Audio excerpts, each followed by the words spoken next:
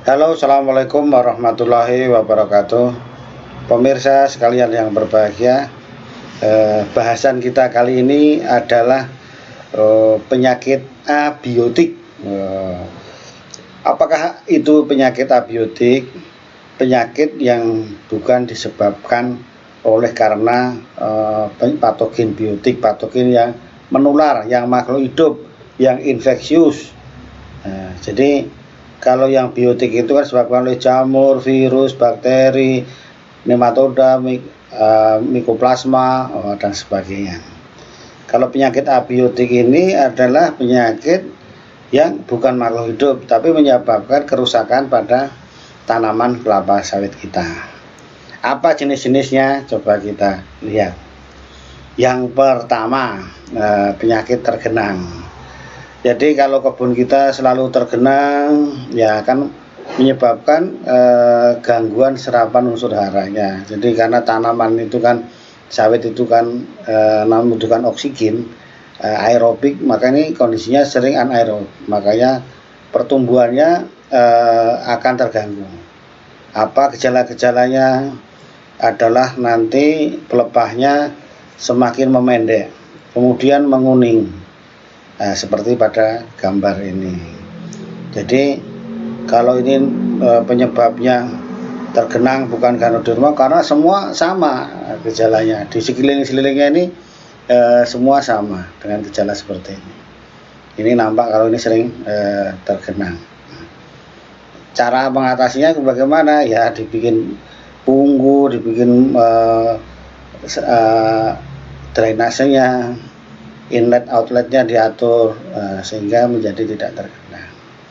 Ini adalah penyakit pertama yang abiotik pertama karena tergenang. Berikutnya, nah ini karena kebakaran. Nah, jadi kalau kebakaran itu sering sekali juga di daerah gambut, itu sering terjadi. Kebakaran kalau masih TBM gosong semua ya bisa mati.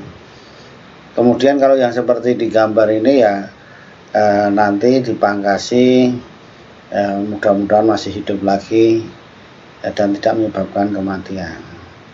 Nah, ini nanti daun-daun baru juga bisa tumbuh lagi. Oleh karena itu pencegahannya adalah jangan sampai kebakaran. Nah, itu aja. Dan itu kan merugikan banyak orang juga gitu. Berikutnya, tersambar petir, kena geledek, kena petir. Nah, ciri khasnya apa terkena petir? Ini mirip terkena ganoderma, terkena rayap. Ini pelepah 6 tanaman sekelilingnya itu kenanya, pelepahnya tidak semua tapi juga kering-kering. Nah, ini kalau ini sebagai pusatnya yang kena. Ya, jadi oleh karena itu itulah sebagai tanda kalau ini terserang petir. Ini yang terserang petir ini kalau seperti ini dari pucuknya ini busuknya, ini nanti akan jamur dan bakteri sekunder akan masuk dan mengakibatkan bau yang busuk ini. Nah, jadi karena petir, nah ini ciri-cirinya seperti ini. Ya ini sebaiknya ditumbang supaya tidak menjadi tempat breeding site dari orites. Ya, pengendaliannya bagaimana? Ya kalau cuma kena petir 1-2 ya dibiarkan saja. Jangan pasang anti petir ya. Gitu. Berikutnya. Nah, ini karena puting beliung juga angin sering menyebabkan mahkotanya ini patah. Ya, ini bisa kalau cuma satu ya dibiarkan, nah, mudah-mudahan bisa tumbuh kembali pucuknya. Jadi penyebabnya adalah abiotik.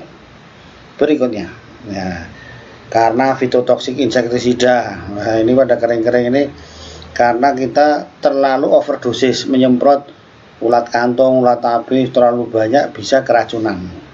Nah, namanya fitotoksis. Mengatasinya bagaimana? Ya mengendalikan hamanya sesuai dosis yang ada. Berikutnya Nah, ini tadi fitosid karena herbisida yang bagian bawah pada kering-kering pembibitan juga sering kena. Ini masih fitotoksis, keracunan herbisida.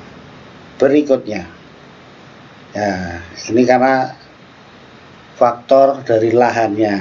Nah, makanya di gambut itu namanya ada lower front desiccation, jadi pelepah bawahnya mengering karena memang itu kebutuhan hara Ka apa itu kan ketika akan naik sehingga lama-lama menjadi pelepah bawahnya kering.